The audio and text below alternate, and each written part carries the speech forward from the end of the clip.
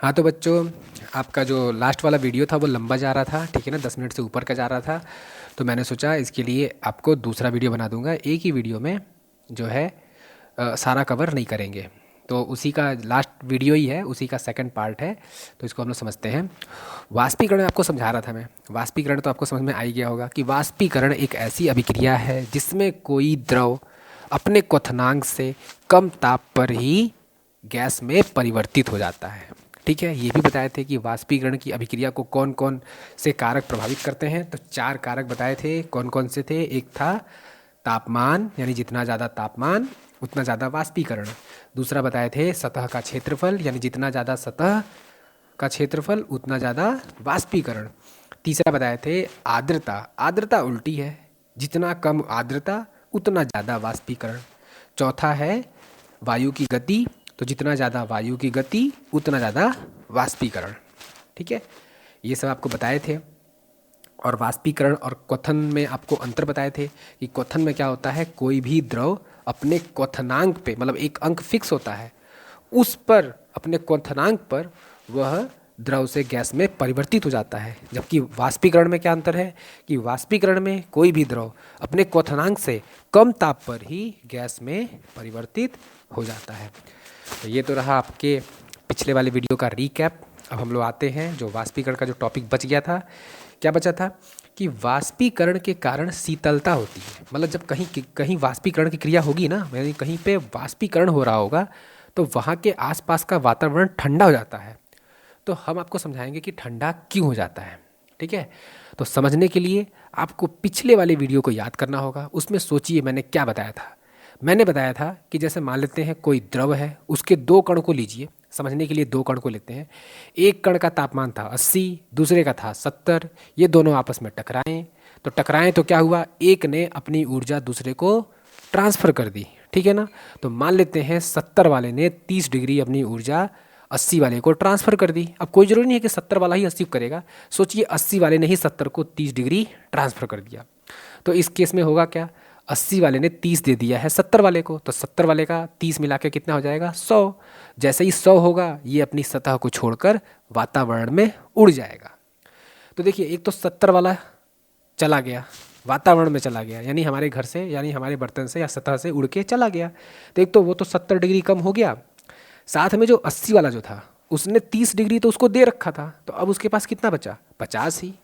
तो अभी सोचिए, जहाँ 2 कण थे, एक था 70 का, एक था 80 डिग्री तापमान वाला, दोनों को मिला दें तो कुल तापमान होता है 150 डिग्री। लेकिन अभी क्या हुआ, 70 वाले ने 30 लेके उड़ गया है। अब 150 में से कितना केवल बचा, 50 डिग्री तापमान बचा। तो अब आप ही सोचिए, जहाँ 150 से केवल 50 डिग्री तापमान बच गया है, वहाँ पे हमको ठंडा महसूस होगा ना। खैर, ये सब बातें तो आपको मैंने अंदर की बताई है ताकि आप लोग कुछ समझ सके। आप लोग इतना डिटेल में नहीं बताएंगे, सिर्फ इतना बताएंगे कि वाष्पीकरण की क्रिया के दौरान उसमें उपस्थित कण अपने आसपास के वातावरण से ऊष्मा लेकर, ठीक है, वातावरण में चले जाते हैं या गैस अवस्था में परिवर्तित हो जाते हैं, जिससे आसपास का वातावरण क्या हो जाता है, वातावरण का जो तापमान है कम हो जाता है। इसके कारण हमको शीतलता महसूस होती है। एक बार और समझिएगा, वाष्पीकरण की क्रिया के दौरान कण जो है अपने आसपास के वातावरण से ऊष्मा लेकर गैस अवस्था में परिवर्तित हो जाते हैं। इसी ऊष्मा की कमी के कारण हमको वहाँ पे क्या महसूस होती है, शीतलता। ठीक है, एक और चीज़ देखेंगे हम लोग, एग्जाम्पल लेंगे हम लोग। ये ऊपर चला गया। देखेंगे गर्मियों में हमें सूती कपड़े क्यों पहनने चाहिए। देखिए, इसको समझाते हैं। गर्मी में हमको सूती कपड़े क्यों पहनने चाहिए। अब देखिए, गर्मी में हमको क्या होता है, पसीना। तो हम लोग क्या चाहते हैं, पसीना जल्दी सूख जाए, क्योंकि आपको पता है ना, पसीना नहीं सूखेगा, चिपचिपा सा लगा रहेगा, बहुत बेकार लगता है। तो हम लोग क्या चाहेंगे कि पसीना जल्दी सूखे। अच्छा, पसीना सूखेगा कैसे, पसीने को तो 100 डिग्री हम लोग करेंगे नहीं, हम लोग खुद ही जल जाएंगे। ठीक है, तो पसीने को 100 डिग्री में ही करना है और उसको सुखाना भी है। तो कैसे सुखाएंगे, क्वथन तो उसका करेंगे नहीं, क्या करेंगे वहाँ पे, उसका वाष्पीकरण। क्योंकि वाष्पीकरण ही तो क्रिया है जिसमें हम उसको क्वथन से कम ताप पे ही गैस में परिवर्तित कर देंगे। तो उसके लिए क्रिया होगी वाष्पीकरण।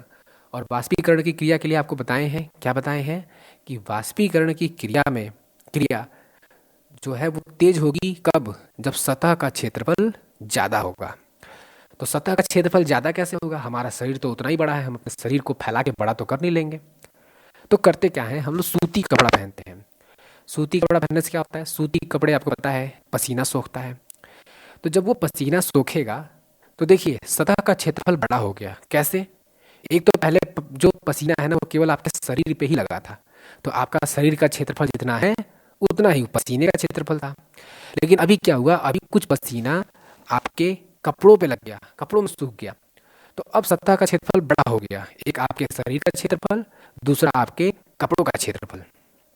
ठीक है, तो क्षेत्रफल बड़ा हो गया तो वाष्पीकरण की प्रक्रिया क्या हो जाएगी? तेज हो जाएगी, यानी पसीना जल्दी जल्दी सूखेगा।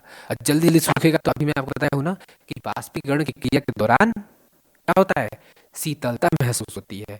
यानी जब वो पसीना सूखेगा तो कैसे सूखेगा? हमारे आसपास जो हमारा शरीर है ना, हमारे शरीर से गर्मी लेगा और उस गर्मी से अपने कणों को 100 डिग्री पे करेगा और 100 डिग्री पे करके उड़ जाएगा, गैस में परिवर्तित हो जाएगा।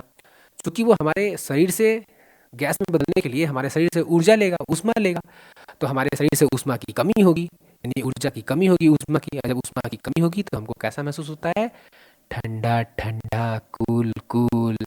ओके, तो इस तरीके से हमको गर्मियों में सूती कपड़े पहनने चाहिए, इससे ये फ़ायदा होता है। ठीक है बच्चों, ये लास्ट टॉपिक था आपका। और अब मैं आपको सेकंड वाला चैप्टर पढ़ाऊंगा। हाँ, इसमें भी कुछ अगर जो आपको डाउट हो इस चैप्टर में भी, तो 24 घंटे का समय है, पूछ लीजिए। फिर बाद में मत पूछिएगा, क्योंकि अब फिर बाद में ऐसा थोड़ी ना कि मैं फिर सेकंड बनाऊँ, फिर बीच बीच में फर्स्ट का बनाता रहूँ। नहीं, जिसको भी कोई डाउट हो तो 24 घंटे के अंदर पूछ लीजिएगा कि फर्स्ट चैप्टर में आपको कौन सा डाउट है।